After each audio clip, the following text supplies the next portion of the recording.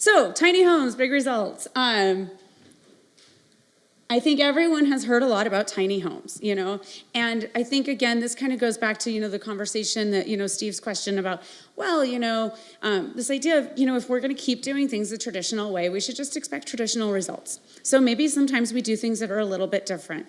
I know Michael had approached me at one point during one of the breaks and said, well, how can we make sure that how can we entice private developers to do some of these things? And some of the best ways to entice private developers to do things is to take the risk and show them it can be done, that money can be made and that we still got to eat dinner and we got to do this project. So there are 3 different things I want to talk about in the tiny homes that we've been working with, and then I'll kind of talk quickly about what Heather was planning on touching on today too. We are utilizing tiny homes in kind of 3 different areas of the housing continuum at HRDC. The first one that I'm going to talk about is tiny homes for the purposes of, in this case, rental housing. These are our infamous cabins. They don't look so pretty here, I will admit. We purchased 75 cabins from the Bakken area. They were brand new. They had not been used before. There were 50 2-bedroom units and 25 1-bedroom units. This is really important because at HRDC as a whole, but particularly as we talked about earlier today, many of the households in your community are 1- and 2-person households. And they are very difficult to serve because it costs just as much to build a 2-bedroom as it does to build a 1-bedroom, because it still needs a toilet and it still needs a kitchen. So when we had this opportunity to pick up some houses that would meet the needs of these very small households that we work with, we sort of jumped at it. We may have jumped a little soon, but I think that that's one of the things that's fun about what we do, is that we get opportunities to do things that are a little bit different. So we bought the cabins, and this is what they look like inside. They're actually really well laid out. They are super efficient. They're small, but they are really efficient, and they are set up fully for somebody to walk in to the Bakken with nothing but a backpack and to have a coffee maker and have silverware and have towels and sheets. So they're fully furnished. We are a TV-rich organization right now. But we just looked at this and thought, this is perfect for our customers. This is a way that we can serve them. By the time that we acquired and transported and, have them set up, and even looking at, what it would cost us to pour foundations, and we'll show you some renderings of some things we're working on. They're still much less expensive than anything we could have procured on the market. They're manufactured homes. They meet all of the building code guidelines. They were built to outlast the Bakken areas. So they're built for snow. They're built for wind. They're built to last. They're quality housing units. And they're really at a price that we couldn't have delivered otherwise. So this is the layout of a 2-bedroom. Essentially, you're going to walk in, you've got your full living, you got your living area, and then you basically have 2 mirrored bedroom bathrooms on each side. So they're really nice as well. People like to have their own bathroom. Sometimes it's a little bit easier to have a roommate in tight surroundings if you've got your own bathroom. So this is the 2-bedroom. And then we started working on what we called the lipstick budget, because we know they're not pretty. We are under no delusions that these are gorgeous. But we also felt like for a small amount of money, we could make them cool. So we started working with teams of architects to come up with some ideas. What are some small investments that we can make to make them look cool, to be like the tiny homes we see on TV that we all go, oh gosh, that's such a neat idea. So this was one of the renderings. This is actually a firm that we're working with. We have a project that is going up in Belgrade right now, and this is one of the firm that we're working with. This is one of their renderings for how these will look when they're completed. We also knew that site layout was going to be very important. The last thing we wanted to do was line them up just like you would in a trailer park. Then it doesn't matter how pretty we make them look. It feels and looks just like a trailer park, and that makes it really hard for us to be good neighbors to the people we're going next to. They don't want to see this. So this is more along the lines, this is not the precise layout of our Belgrade, but this was one of the concepts that came from the architectural teams. Orientation, because they're small again, having some nice private outdoor space, but also some shared community space to make them live bigger than they are. Also talking about some storage. Nope, that's too far. So they also will have some storage attached to them because, again, people have stuff. You know, even if you decided to live small, you might have some Christmas decorations that you don't want to leave up year round. So this is one of the things that we're doing. This is our rental housing component. Right now, we've got some placed. We have some in Gardner. They have a hiccup. We've got 20 going in Belgrade in our development. And we are actively, this is my marketing point here, everybody. We are actively looking for property in Park County where we want to do these. We need inexpensive property. We would prefer property that can be connected to community services because we don't want to go punching 20 wells and septics, but we do want to find some properties. So if you know of anybody or anything, please let us know. There, I'm done with the sales pitch. So we are also utilizing tiny homes. So this is just one of the ways. So this is a manufactured home that we're utilizing in order to provide affordable housing. It could translate to home ownership as well. I'll talk a little bit about some of the challenges, though, that we've picked up as we've been going. We're also working on utilizing tiny homes as homeless shelters. We have a really great partnership with the Montana State University School of Architecture. They approached us after doing quite a bit of research about housing first models all around the country. Who's familiar with the term housing first? All right, I'm going to back up just a second then, Katie. I'm sorry, agenda. But housing first, that is a kind of a relatively new concept that's come into the affordable housing world.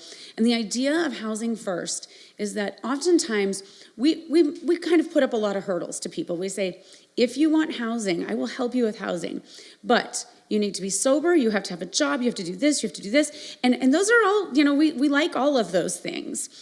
The idea behind housing first, though, is that we do the housing first.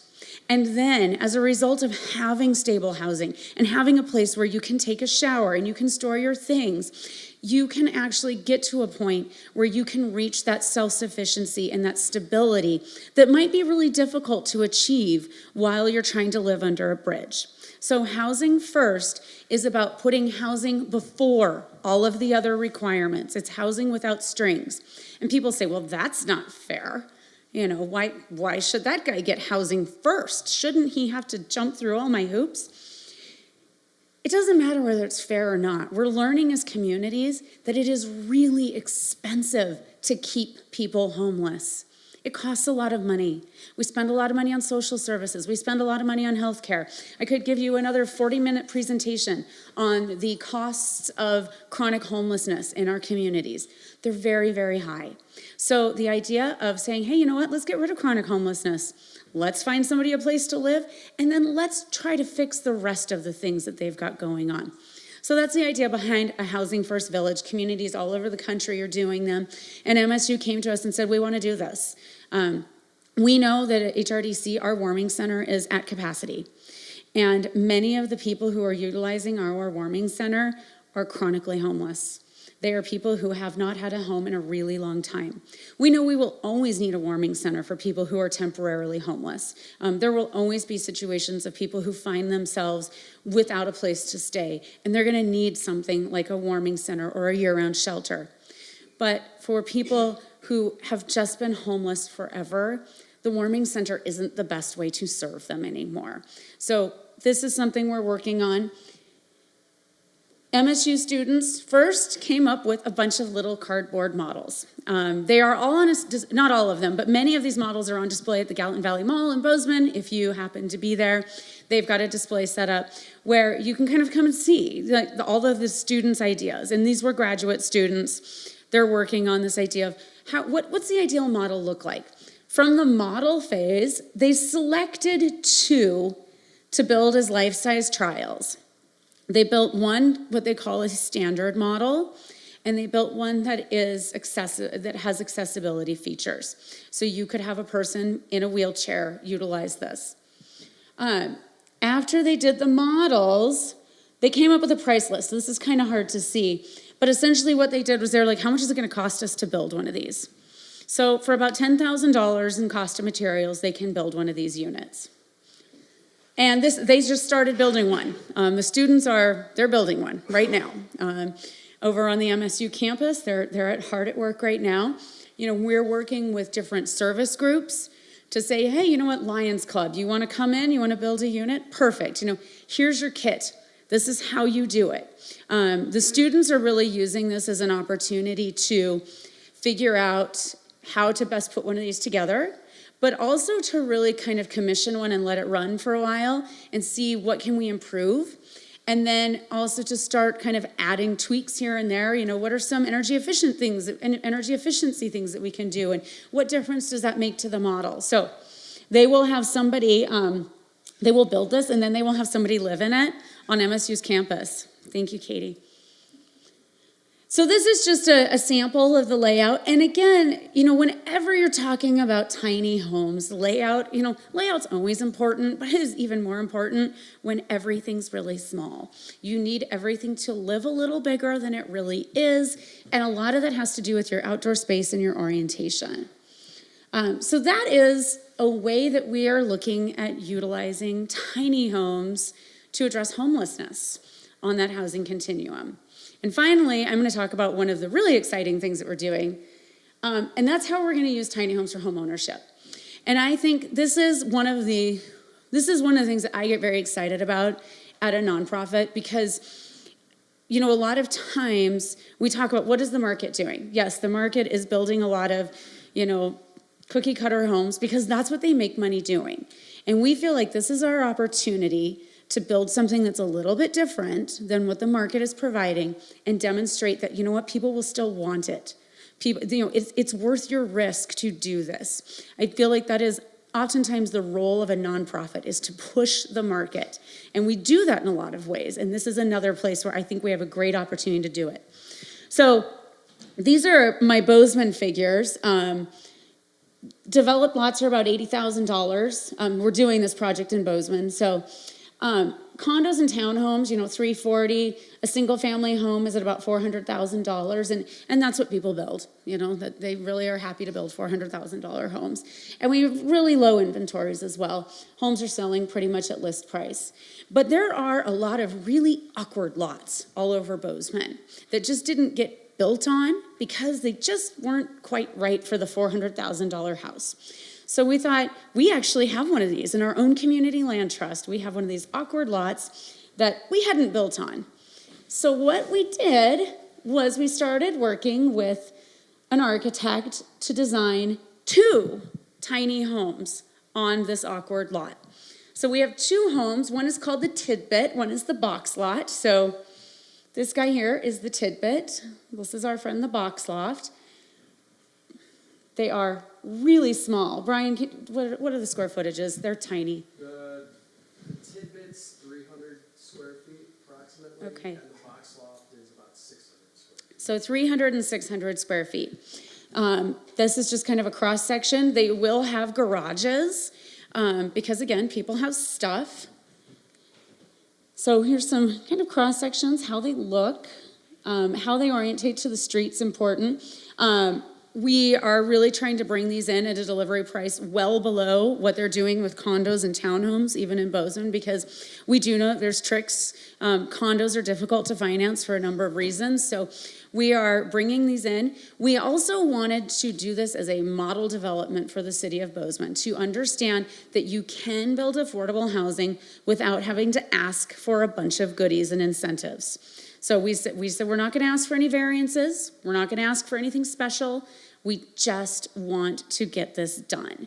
We want to show people that it's possible. And then if they have an awkward lot in their subdivision, there is a manner to develop it in a way that can help us address some of our affordable housing problems. So lessons learned.